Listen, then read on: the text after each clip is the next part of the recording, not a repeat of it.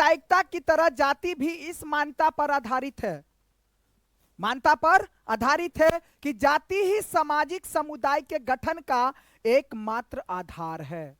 मतलब क्या कि जाति ही सामाजिक समुदाय यानी पूरे समाज के समुदाय के गठन का एकमात्र आधार है। इस चिंतन पद्धति के अनुसार एक जाति के लोग एक स्वाभाविक सामाजिक समुदाय का निर्माण करते हैं और उनके हित एक जैसे होते हैं तथा दूसरी जाति के लोगों से उसके हितों का कोई मेल नहीं होता, जैसा कि हमने सांप्रदायिकता के मामले में देखा है। अब यह मान्यता हमारे अनुभव से पुष्ट नहीं होती। हमारे अनुभव बताते हैं कि जाति हमारे जीवन का एक पहलू जरूर है, लेकिन यही एकमात्र सबसे ज्यादा महत्वपूर्ण पहलू नहीं है। बात तो सही है। अब कहा जा रहा है कि जैसा कि हम लोगों ने पीछे देखा कि जाति है तो तुम्हारे जीवन में बहुत सारा ऐसा है कि फिक्स हो गया ना, तो हलवाई जात के छे, तुमको मिठाई बनाना पड़ेगा, बम बेचना पड़ेगा, मुरही बेचना पड़ेगा, तुमको यही काम करना है ना, तुम ज्यादा कुछ इधर उधर नहीं कर सकता है, तुम चाहे कितना भी पढ़ लिख लो तुमको यही काम करना ही है, तुमको इसी जाति में शादी विवाह करके अपना जीवन व्यतीत करना ही है। तो मतलब सोचो ना, तुमको कुछ ये बातें था कि फिक्स हो जाता था जीवन में जाति के आधार पर कि तुमको इस तरह की का लाइन पकड़ करके अपना जीवन व्यतीत करना है। लेकिन अब देखो नया मोड़, क्या बात सही है? बात सही है कि हमारे जीवन का एक पहलू जरूर है जाति, लेकिन यही एकमात्र सबसे ज्यादा महत्वपूर्ण पहलू तो नहीं है। अब राजनीति में जाति अनेकों रूप ले सकती है। राजनीतिक में वही तो कहा कि राजनीति में जाति, तो राजनीति में जाति अनेकों रूप ले सकती है। जब पार्टियां चुनाव के लिए उम्मीदवारों के नाम तय करती है, तो चुनाव क्षेत्र मतदाताओं की जातियों का हिसाब ध्यान में रखती है ताकि उन्हें चुनाव जीतने के लिए जरूरी वोट मिल जाए। अब बुझो जे कह चाहे छे, मतलब जब पार्टियां चुनाव के लिए उम्मीदवार के नाम तय करते हैं, सुनो मतलब समझ में आ रहा है। राजनीतिक में जाति मतलब कहीं भी देखो, अभी तुम लोग राजनीतिक भी धीरे धीरे सीखेगा। अब नहीं समझा, जैसे मैं बीजेपी का हूं, अगर पार्टी में मेरा ही है तो हम अपने उम्मीदवार को जो चुनेंगे तो किसको चुनना चाहेंगे कि यादव ज्यादा है तो यादव के देवे हम सीट, ताकि यादव हमरा जरूर जीत कर दो देते। ऐसो है, अब जरूरी वोट मिल जाए, मतलब कि अब उसी को सीट देती थी। मतलब क्या, मतदाताओं की जाति का हिसाब ध्यान में रखती है ताकि उन्हें चुनाव जीतने के लिए जरूरी वोट मिल जाए। अब जब सरकार का गठन किया जाता है तो राजनीतिक दल इस बात का भी ध्यान, राजनीतिक के दल मतलब पार्टी पूरा है ना, कि उनमें अलग अलग जातियों और कबीलों के लोगों को उचित जगह दी जाए, है ना। मतलब अलग अलग जाति के क्या कर रहा है, अलग अलग जाति को और अलग अलग कबीलों के लोगों को उचित जगह दिया जाए। मतलब इस जाति का है तो इस जाति को ज्यादा, इस टाइप का है तो इसको ज्यादा मानता दो, इसको कम मानता, ऐसा राजनीतिक में भी था। ठीक है, अभी भी कहीं कहीं थोड़ा बहुत चल ही रहा है, ये सब समाप्त तो नहीं हुआ है भाई। अब अगला पहलू, अब राजनीतिक पार्टियां और उम्मीदवारों समर्थन हासिल करने के लिए जातिगत भावनाओं को उकसाते हैं। देखो अब राजनीतिक में तो भाई जाति तो है। अब राजनीतिक पार्टियां और उम्मीदवारों के समर्थन हासिल करने के लिए जातिगत भावनाओं को उकसाते, भावना के उकसा दे ओकरा, अंतरात्मा देखिए गौरव को उकसाते हैं। ठीक है, कुछ दलों को कुछ जातियों के मददगार और प्रतिनिधि के रूप में देखा जाता है। मतलब क्या कि कुछ दलों को कुछ जातियों के मददगार और प्रतिनिधि के रूप में देखा जाता है, कुछ जातियों को, कि अई जाति के लोग हमरा मदद कर सके, अकेला तो जनसंख्या ज्यादा है, तो ये सब बातें देखा जाता है। और क्या, सार्वभौम वयस्क मताधिकार और एक व्यक्ति एक वोट की व्यवस्था ने राजनीतिक दलों को विवश किया कि वे राजनीतिक समर्थन पाने और लोगों को गोलबंद करने के लिए सक्रिय हो। इससे यह जातियों के लोगों में नई चेतना पैदा हुई जिन्हें अभी तक छोटा और नीच माना जाता था। किसमें? अब राजनीतिक में जाति पर जोर देने के कारण कई बार यह धारणा बन सकती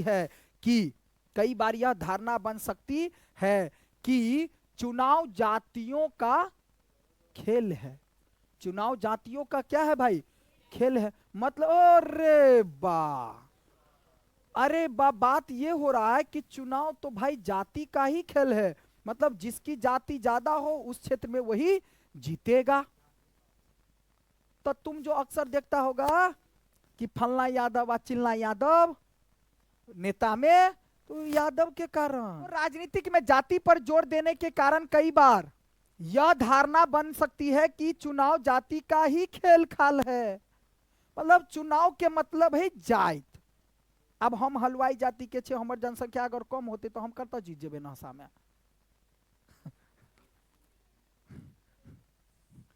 समझ आ रहा कि नहीं आ रहा?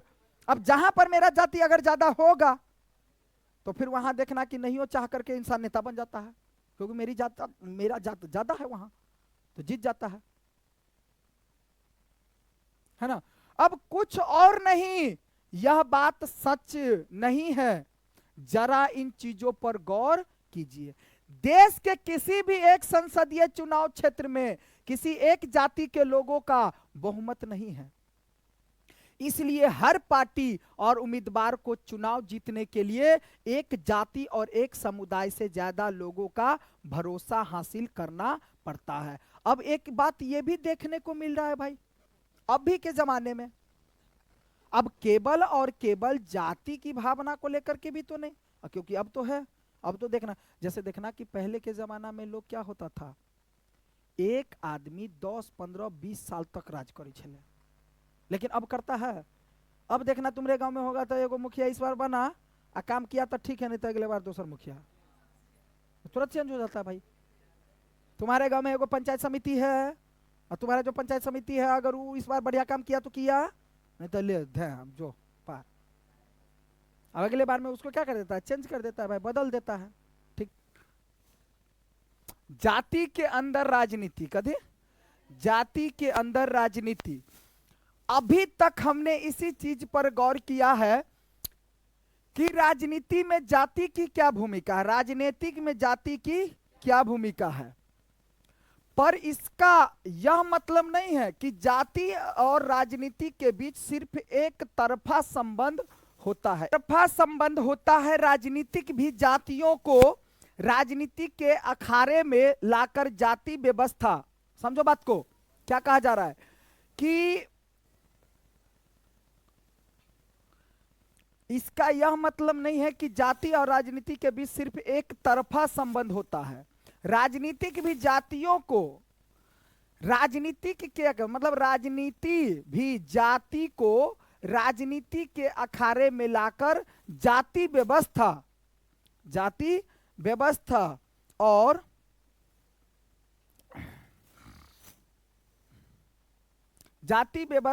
जातिगत पहचान को प्रभावित करती है। मतलब राजनीतिक भी जाति को घसीट करके कहां ले आता है? अखाड़े में, राजनीति के अखाड़े में, राजनीति के फील्ड में लेकर के आ जाता है और उसको भी प्रभावित करती है।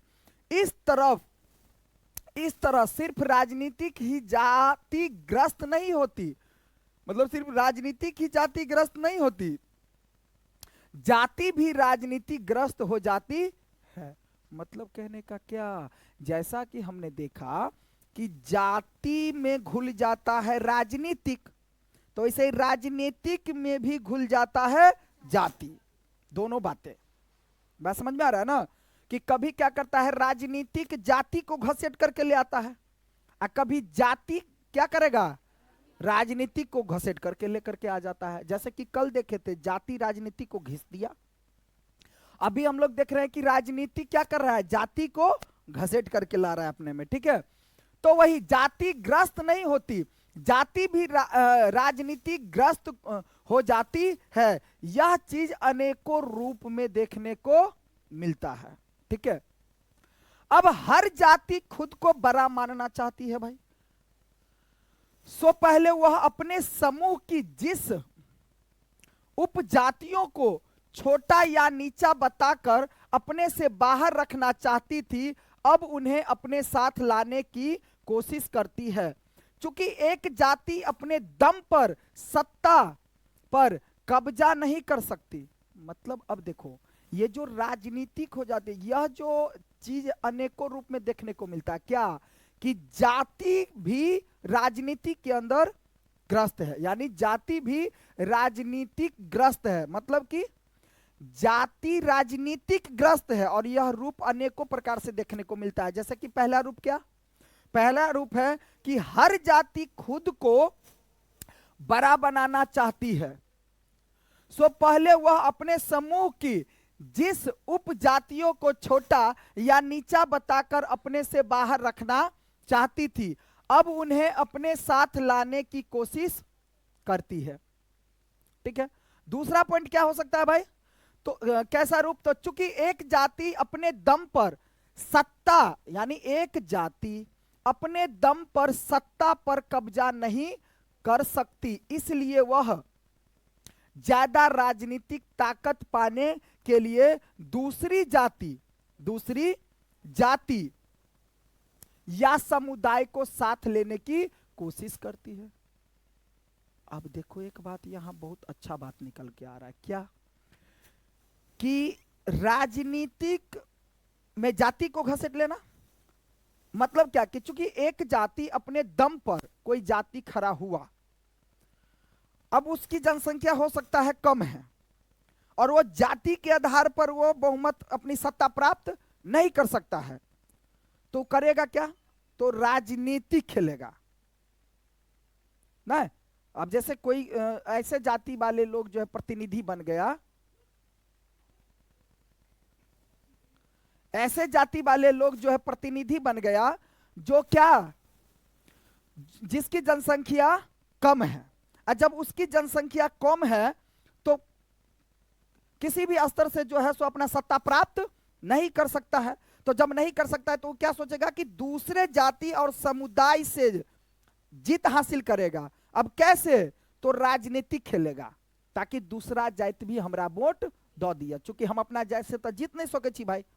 बात समझ में आ रहा है, तो यही बात कह रहा है, चूंकि एक जाति अपने दम पर सत्ता पर कब्जा नहीं कर सकती, इसलिए वह ज्यादा राजनीतिक ताकत पाने के लिए दूसरी जाति, अब दूसरी जाति या समुदाय को साथ लेने की कोशिश करती है ना। और इस तरह उसके बीच संवाद और मोल तोल होता है। तो देखो मतलब क्या हुआ, अब क्या हुआ, राजनीतिक जाति को घसीट लिया। अब ऐसा राजनीति खेलेंगे ना कि वो जाति मेरे अंदर आ जाएगा, मेरे पक्ष में आ जाएगा भाई, तो इसका मतलब क्या हुआ, राजनीतिक जाति को खींच लेना, ठीक है। अब राजनीतिक में नए किस्म की जातिगत गोलबंदी भी हुई है, मतलब क्या, राजनीति में नए किस्म की, मतलब नए तरीका की जातिगत गोलबंदी भी हुई है, जैसे कि अग्रा और पिछड़ा जाति होता है ऐसा, चाहे कोई उच्च जाति का हो या कोई पिछड़े जाति का हो।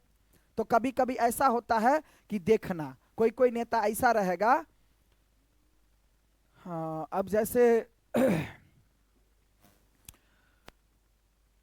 अब जैसे कभी कभी देखना कि जाति जब कोई सोचता है गांव घर में या कहीं पर खड़ा होता है, तो जो व्यक्ति ब्राह्मण जाति का हो या कोई उच्च जाति का हो या कोई और समुदाय का हो, तो वो देखना कि गांव घर में कभी छोट जाति सबसे ज्यादा बातचीत नहीं करता होगा, नहीं उसे मिलना, नहीं बात विचार करना, नहीं किसी तरह से, है ना।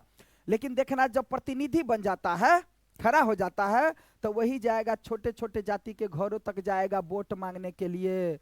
तो अब आप ही लोगों मतलब हम आप लोगों के लिए ही काम करना चाहते हैं, गांव में घरे, है ना, जो है सो घूमेगा। इसका मतलब क्या हुआ भाई, कि जो कल तक अपने जाति की बात कर रहा था, वो अब क्या कर रहा है, पिछड़ा जाति में भी जाकर के वोट मांग रहा है। क्यों? क्योंकि राजनीति खेलना चाह रहा है वो, और जाति को घसीट रहा है ना। ये नहीं देखना है कि पासवान जाति या फिर यादव जाति या कोई जाति, हम गरीब की सेवा करना चाहते हैं। ये राजनीतिक हुआ एक प्रकार से, चाहे गरीब यादव हो या हलवाई हो या मुसलमान हो, चाहे कोई भी हो, हम जाति पर नहीं भागते हैं, हम गरीब की मदद करना चाहते। तो हुआ ना, जातिवाद नहीं कहा, राजनीति कैसा खेला। आओ सही करो। अब कहने का मतलब क्या हुआ कि ऐसा करता हो, ऐसा राजनीतिक जो अब जाति पर आधारित नहीं हो, बल्कि राजनीति खेल करके दूसरे दूसरे जाति से भी अपने अंदर वोट ले लेता हो। ठीक है, तो ऐसी बातें। अब अग्रा जाति हो और चाहे पिछड़ा हो, इस प्रकार जाति राजनीतिक में कई तरह के, मतलब जात राजनीतिक में कई तरह की भूमिका निभाती है, जात। और एक तरह से यह चीज दुनिया भर की राजनीतिक में चलती है। दुनिया भर में राजनीतिक पार्टियां वोट पाने के लिए, दुनिया भर में राजनीतिक दल पार्टी वोट पाने के लिए सामाजिक समूहों और समुदाय को गोलबंदी करने का प्रयास करती है। तब वो नहीं देखेगा, तब वो नहीं देखेगा कि भाई हम हलवाई छी, हलवाई हलवाई जाति दो वोट हमको। तब वो जब ये समझेगा हलवाई कम है, तब दिमाग लगाएगा कि जाति तो दूसरा भी होना चाहिए। अब ऐसा राजनीति खेलेगा कि दूसरा दूसरा जाति भी हमको वोट देने लगे भाई। ठीक है, तो प्रयास करती है। कुछ खास स्थितियों में राजनीतिक में जातिगत भिन्नताएं और असमानताएं वंचित और कमजोर समुदाय के लिए अपनी बातें आगे बढ़ाने और सत्ता में अपनी हिस्सेदारी मांगने की गुंजाइश भी पैदा करती है। इस अर्थ में जातिगत राजनीतिक ने दलित और पिछड़ी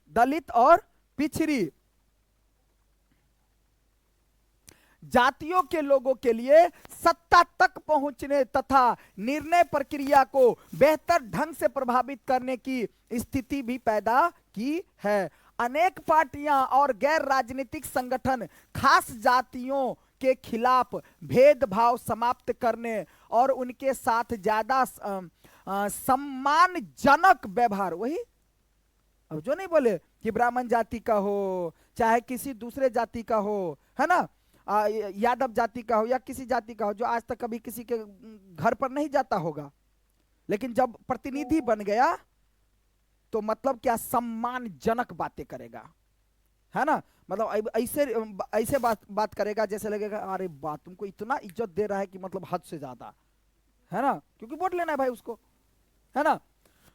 तो सम्मानजनक व्यवहार करने और उनके लिए जमीन जायदाद और अवसर उपलब्ध कराने की मांग को लेकर के आंदोलन करते रहे। पर इसके साथ ही यह भी, अब क्या, अब उनके लिए जैसे आहा के वो तो अगर जमीन को दिक्कत है, कुछ भी मतलब पारिवारिक समस्या हो चाहे सार्वजनिक समस्या हो, सारा हम सुलझाएंगे, है ना। एक होता नहीं है जाकर के बोलेगा, जमीन का मामला हो या कुछ हो, जाकर के काम करवा देगा, कुछ करवा देगा, है ना।